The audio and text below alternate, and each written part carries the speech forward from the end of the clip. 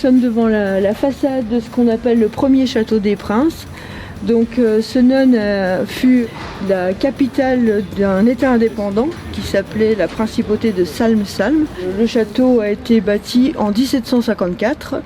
Il était habité par le prince de Salm. Ce prince a pris peur au moment de la Révolution et il est reparti dans son pays d'origine, en Westphalie. Le château a été victime de 2 incendies. Toute la toiture a été détruite, ce qui fait que le château a subi beaucoup d'intempéries. Donc le département l'a accompagné dans toutes ces tranches de travaux, donc pour consolider, pour étayer, pour sécuriser surtout.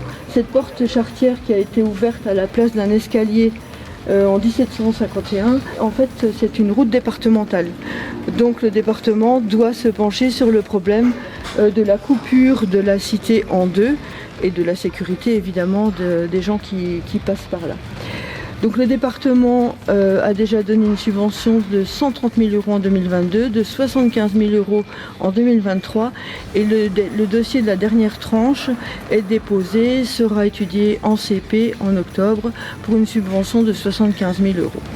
Les travaux donc vont se terminer pour une enveloppe globale de 2 millions d'euros avec la couverture qui est prévu fin 2024. Il y a une esquisse de projet d'un musée qui regrouperait justement tous les objets, tous les éléments qui concernent la principauté de Salm-Salm qui pour l'instant sont soit empilés dans des greniers ou disséminés un petit peu dans les bâtiments de la ville et qui ne sont pas suffisamment mis en valeur. C'était intéressant aussi pour nous de se trouver à Senones pour démontrer aussi la diversité des aides départementales et montrer que le département soutient les projets des communes. Il a choisi de continuer à soutenir les communes.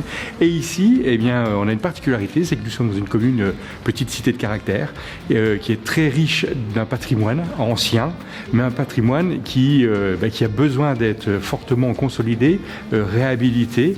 Et là aussi, le département, dans la diversité de ses possibilités, de ses compétences et de ses aides, soutient la ville de Senones dans la réhabilitation lourde de ces bâtiments historiques. C'est une forme d'économie, c'est une économie touristique, c'est une attractivité pour la commune de Senones.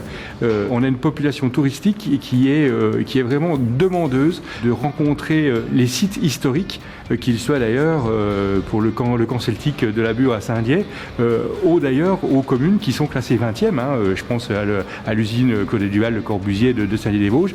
On a une économie touristique qui est friande de ça. Et c'est aussi pour ça que c'est intéressant que Senones puisse réhabiliter son patrimoine. La mairie est redevenue propriétaire du château en 2020.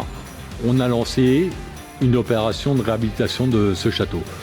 Tout le monde en avait marre de voir une verrue au milieu de Senones.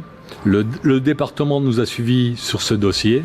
D'ailleurs, tous les projets ne pourraient aboutir si tous les partenaires institutionnels ne nous accompagnaient pas. Ce ne serait pas possible.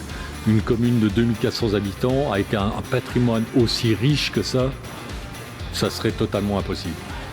Donc sans l'aide de tous nos partenaires, l'État, la région, bien sûr le département des Vosges, la communauté d'agglo, rien ne pourrait se faire.